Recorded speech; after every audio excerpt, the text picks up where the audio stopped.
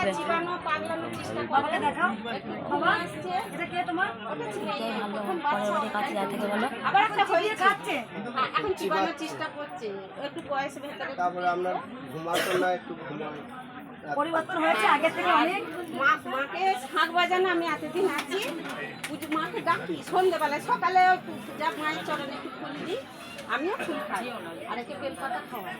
তা মাকে যখন তো শাঁখটা বাজালাম, তা আমি বুঝতে পারিনি মা যেমনি মা ফুল দেয়,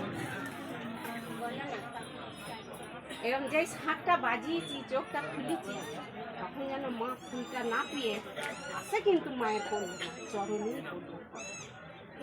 তখন আমি বলছি, বাবা মা আছে রে, জানি না মা আমাদের কি করবে কপালে। ঠাকুরকে ডাকছি, ঠাকুর হাঁটতে শক্তি দাও, বসতে শক্তি দাও। যে ভালো হয় তাকে পরীক্ষা দিতে হবে না। বড় আশা নিয়ে এসেছি, সবাই জানে এই বাচ্চাটার টিপ পড়াতে পারি কোনো পরিবর্তন ছিল না, 3 বার আসছে না। তো কোথা থেকে আসতে বললো তোমার?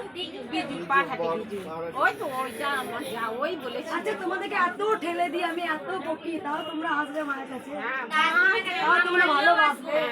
কারণ আমি যতই বকি ঠেলি, আমি অন্তর দিয়ে মাকে ভালোবাসি আর অন্তর দিয়ে চাই যে সবাই ভালো থাকুক, মা সবার মনস্কামনা পূর্ণ করুক, এটাই আমি চাই রোজ সকালে এটাই বলি। বলি, মা সবাইকে ভালো করো, তার জয় কৃষ্ণকালী মায়ের জয়। জয় জয়।